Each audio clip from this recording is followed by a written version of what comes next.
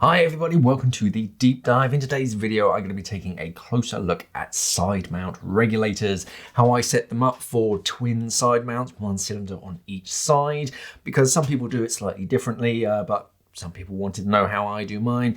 So yeah, let's delve in and show you how I set up my two different regulators. So first of all, let's look at the regulators themselves. So these are Apex DST 5-port swivel turret first stages with the XTX 50 second stages. And the first and second stages are pretty much identical. They're just kind of mirror images of one another. So my left-hand cylinder, that's going to be my short hose regulator. My right-hand cylinder is the long hose regulator. I've just put blue hoses on this one for no particular reason. It just makes sort of your viewing that little bit easier. But otherwise, it doesn't really matter. The color doesn't mean anything specific to me. So starting off with my left hand regulator. So I have the DIN DST first stage, got the 5th port. This has a 6-inch, or it's probably a little bit longer, it's probably about 20 centimeters, sort of 7 inches. That's the low pressure inflator hose that leads to my BCD.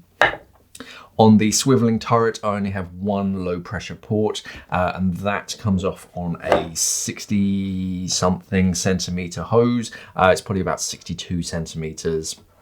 I just fit a 120-degree elbow on that.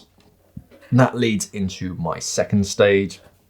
And then I just fit a bungee cord necklace, just tucking it underneath the cable tie. You can get some very nice sort of actual fittings from Apex that go around the mouthpiece, and that gives you a chance to sort of change the length of that loop. That wasn't available when I was setting mine up, but if you're looking to set them up, I think a lot of the kits now come with them anyway, and you can buy it as a separate extra.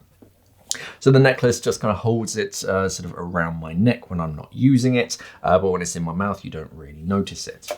The pressure gauge, so this is just a Hollis brass and glass pressure gauge. I prefer the brass ones because I just find they were a lot stronger. They're a little bit bigger, but I just find them a bit more reliable, and it's glass instead of plastic. I've had some of those sort of compact gauges flood over the years, and that's just fitted to, again, it's like a 6 or 7 inch hose, so pretty compact, but that goes down the length of the cylinder. I'll show you it fitted to a tank in the next section. Moving over to my right hand cylinder. So pretty similar, but mirrored. So I have my low pressure inflator, so this leads to my dry suit. This one's a little bit longer. I think this is about a 50 centimeter hose, but depending on what works for you, that's just a standard low pressure inflator that leads to my dry suit if I'm diving on a dry suit. And yeah, I just have the certain length just so that it does sort of have enough sort of leeway to just reach. The submersible pressure gauge, exactly the same on a sort of a short rubber hose. But then my second stage, this is fitted to a 210 centimeter hose, so nice and long, plenty of reach. And then instead of a necklace, I have a small XD bolt snap fitted to that, a 90-degree elbow, because this wraps around the back of my neck, and then it just sort of comes straight in, so it's a bit neater. And then onto the second stage itself, which is pretty much exactly the same, it just doesn't have that necklace. Okay, so right hand cylinder. So this one, I can tell it's my right hand, one because it's got blue hoses.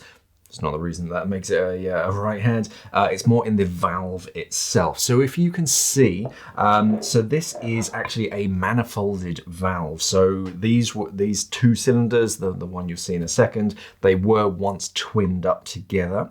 So you have this section of the valve, which actually should have a manifold that connects it to the other valve on the other cylinder. But if you blank it off, it actually gives you this really handy notch in the tank valve, which actually holds your sort of choker around the neck. So it just makes life a lot easier. So that's in the downward position. The valve is facing upwards, so it's quite easy to get hold of. The first stage itself, so I've got the low pressure inflator hose, the one that leads to my dry suit. So that comes straight out of the side. The second stage comes out of this hose here, and then that loops around underneath a couple of these retainers just to keep it neat and tidy. And then when I need to use it, I just sort of pull enough, and that goes around sort of the back of my neck.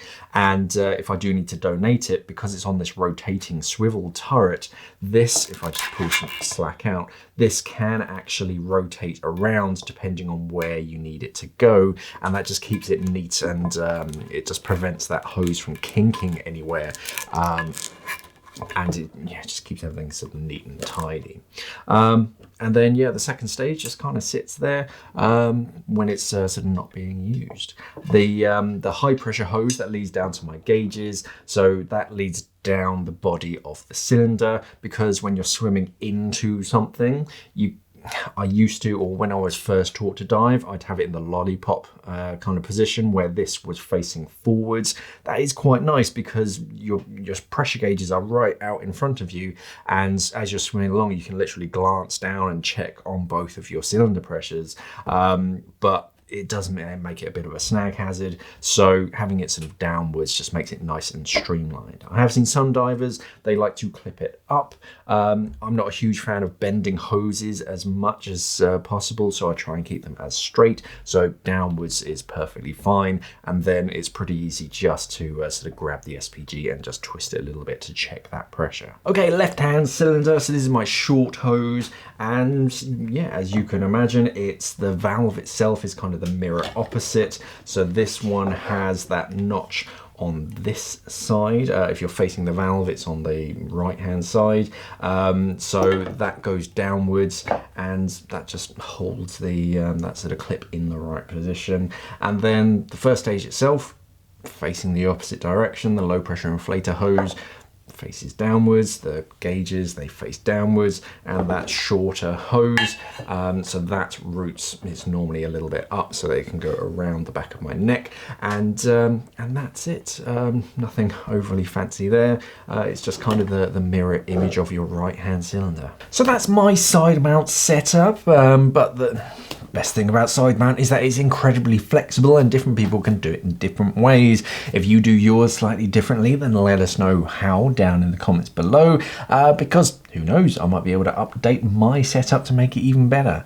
Let us know, let's start a conversation down in the comments below. Thank you for watching, and of course, safe diving.